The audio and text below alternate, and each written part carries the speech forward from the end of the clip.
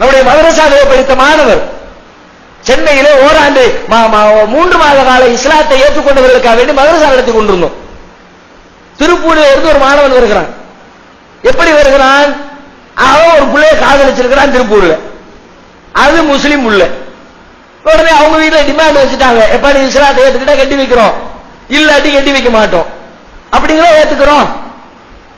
அவர் தெளிவாவே statement கொடுக்கிறாரு, அந்த பிள்ளைய கட்டுறதுக்காக வேண்டி தான் இஸ்லாத்தை ஏத்துக்கிறேன், வேற ஒண்ணும் இல்லைங்க, ஏத்துக்கிட்டா கட்டி வைப்பேன்னாங்க. அந்த பிள்ளை இல்லாம நம்மளால வாழ முடியாது, நான் உசுருக்கு உசுரா காதலிச்சு விட்டேன், அதனால எப்படியோ கட்டி வச்சா சரி, நான் இஸ்லாத்தை ஏத்துக்கிறேன்னு ஏத்துக்கிட்டேன். தச்சு வேலை செய்யக்கூடிய ஒரு வாலிபர், ஆசாரி, தச்சு வேலை பார்க்கிறவர். திருப்பூர்ல அவங்க பண்ணிட்டாங்க. அப்படின்னா ஏத்துக்கிட்டா மட்டும் போதாது, ஒழுங்கா போய் படிச்சுட்டு வா, சுண்ணத்தான் பண்ணணும், அப்பதான் நீ முஸ்லீம் ஆக முடியும். சுண்ணத் பண்ணாம எப்படி முஸ்லீம் ஆக முடியும்? அதுக்கெல்லாம் நிறைய வேலை கிடைக்கு. அதனால ஒரு மதரசா நடத்துறாங்க, மதரசால போய் சேரு அப்படின்னு விவரம் தெரியாம நம்ம மதரசால கொண்டு தள்ளி விட்டாங்க. தள்ளி விட்டா 3 மாச காலம் ஓடு, 2 மாதம் 2.5 மாதங்கள் ஓடி இருக்கும்.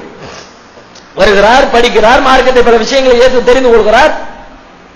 இடையில அந்த அவங்க வர்றாங்க, யாரு? பெண்ணோட தகப்பனாரு, சொந்தக்காரங்க அனுப்பி விட்டுருக்கிறோம், நம்ம பிள்ளைகளை கட்டி கொடுக்க போறோம், எப்படி இருக்கான்னு தெரிஞ்சுட்டு வருவோம் அப்படின்றதுக்காக சென்னைக்கு வருகிறார்கள்.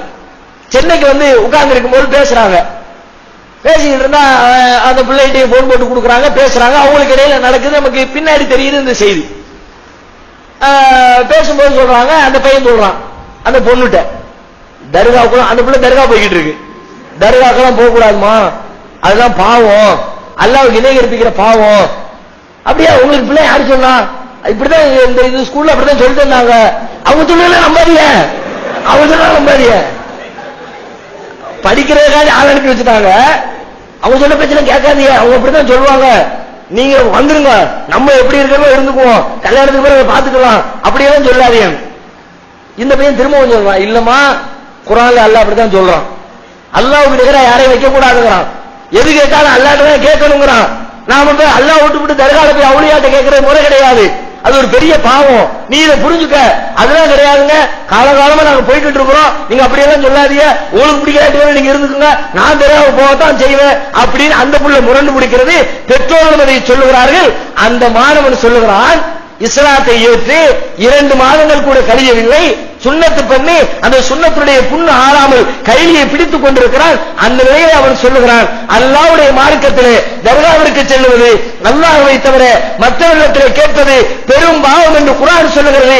அந்த குர்ஆனை நான் நம்புகிறேன், அதை நீ கடைபிடித்தால் உன்னை மணக்க தயார், அதை நீ கடைபிடிக்க தவறினால் அல்லாஹ் யாரை எனக்காக வைத்திருக்கிறானோ அந்த பெண்ணை நான் மணமுடிப்பேன்.